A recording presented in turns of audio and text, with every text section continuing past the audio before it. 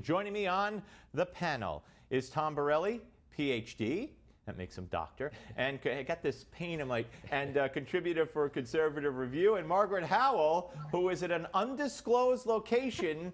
We cannot reveal where she is. Just think, I'm at the Hermitage Hotel in Nashville. Just think, yeah, I was going to say, think Opryland. And Margaret Howell, of course, international reporter. That's why you never know where she's going to be, because she's international. All right, guys, let me start with this whole the Obamacare mess. And I want to know, Tom, what do you think? Are we going to get a bill or the Rand Paul segment? I mean, is it dead on arrival in the Senate? You got several Republicans there who don't like what's there now and probably wouldn't vote for it. And if that's the case, it's a disaster for the Republican Party. Well, you know, it's going to be a disaster if they pass what was initially proposed, that's for sure. And remember, everybody on the Republican side ran on defeating, getting rid of, eliminating Obamacare. They really need to stick with that. The problem here is politics. They're worried about the election. Do what's right first and then worry about the consequences. If you do what's right politically, the votes will follow. Lying to your constituents, like President Obama did, is not a great political strategy. Republicans need to know that. Yeah, Margaret, it's kind of like build it and they will come, Tom is saying. Yeah. He's right. No, he's absolutely right. And I respect Tom's opinion. I want to say, though, I come from Rand Paul's district in Kentucky, and he has a lot of support in that district. And I want to say he's wanted to repeal and replace Obamacare for a long time. He takes it really personally. And, you know, his behavior in the past few weeks, I found it to be a little bit odd, frankly. But, you know, we're all on the same page with repeal and replace. And do you guys recall the leak that happened with the new replacement bill that conservatives were going to be putting forth?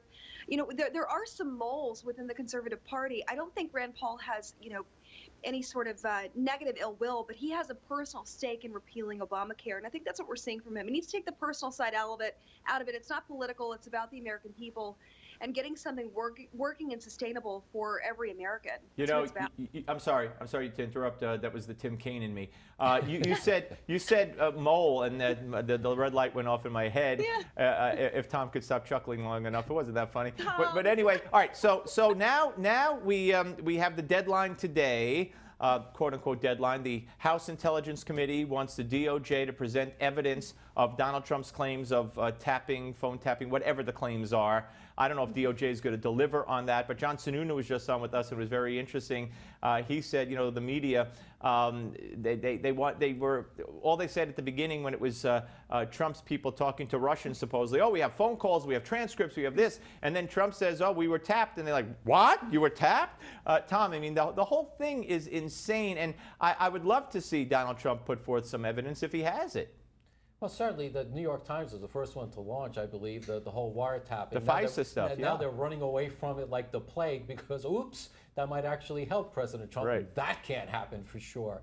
Yeah, I think this has all come out in the end. Making matters worse, Senator John McCain, the Maverick, was on CNN last night demanding that Trump come up with the evidence that he has. He's really playing the foil for Chuck Schumer. So hopefully the truth will come out in the end, and as usual, I think Trump will come out on top. Margaret, you've had your phone tapped by me, so you're expert to speak on this. You know, obviously, I believe Trump. I believe our president that he's right.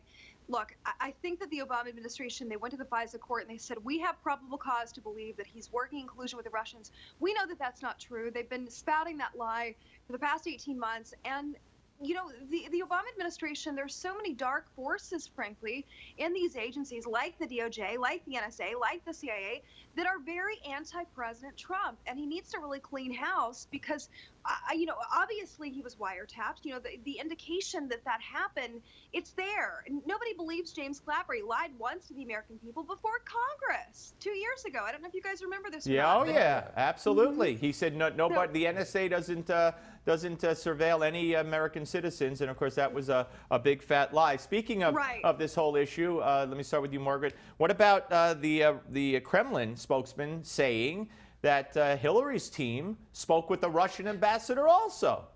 I think Dmitry Peskov is credible.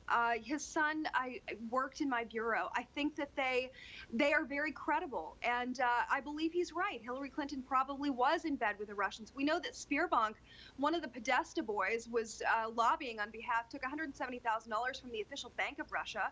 We know that she had accounts that were Russian accounts, and we know that members of her campaign, specifically the Podestas, had a vested stake and financial interest in Russia. So I think that Peskov is right. Tom? I do. Yeah, the left is clearly overplaying the Russian card. They're lying all the time. Nancy Pelosi said, I never met with the Russians. Oops, they did. Claire McCaskill, oops, I did. Hillary Clinton signed the deal out Russia to get a lot of uranium. But the really important point here is the Russians, the last person they wanted to be president would be Trump because of his energy policy. Russia needs high energy prices to drive their economy. What is Trump doing? He's having us drill. He's having us mine coal. ExxonMobil just announced a $20 billion investment in the Gulf area to export energy. That's the last thing the Russians want, and Trump's doing it. So this whole thing is really upside down. It is. It truly is. All right. Let me show you what it's like to be Sean Spicer, the president's spokesperson. Just a little bit of it anyway. This was at an Apple store. Watch. For a fascist. How does it feel? You have a great country. How do have you helped with the Russia stuff? Are you a criminal as well? Have you committed treason too, just like the president? Thank you. Have you committed treason too? What can you tell me about Russia? Such a great country to live in. Yeah. What can you tell me about Russia, Mr. Secretary? Thank you very What can much. you tell me?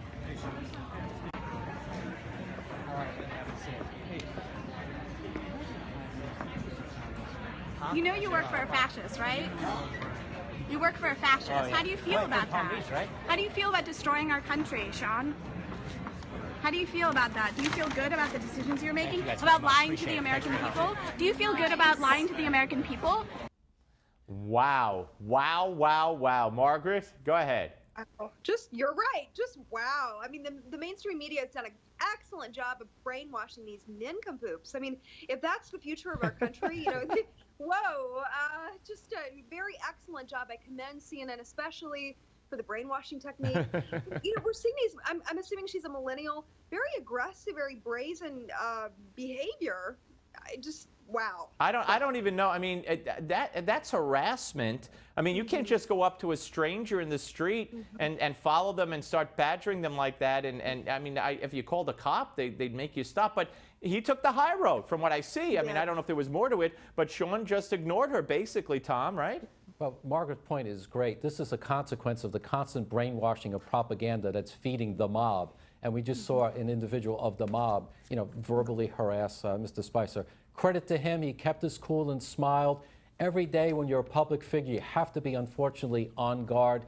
Look, there's nothing wrong with a citizen journalist, but do it with class, do it with style, and do it with some facts, not propaganda. Right. Well, if she just said, "Excuse me, Sean, could I have 2 minutes of your time and talk to you?" Right. She couldn't have been as obnoxious and ridiculous. And look, we played it, unfortunately, but I played it to show, as you both pointed out, how the left is what the left has turned into with the help of the media educating them, and how great Sean handled it because he gets lampooned every single day by the media and Saturday Night Live and all that. One final one, Margaret, 20 seconds each.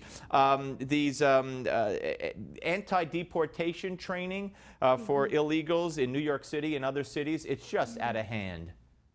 Not only is it out of hand, but the legality issue. They're violating federal law. You can't do that. You can't circumvent the order and will of the American people, not to mention federal law, because you feel like it. These idiots. I mean, let's just hope that something happens legally where they're not allowed to do this. But they've had free will and free reign. The entitlement culture coupled with, our illegal immigration problem. Of course, they would think that this is acceptable. Go ahead, Don. Listen, we're in the political battle of our lives, and the left is going to do anything they can to try to maintain power. The right needs to mobilize as well.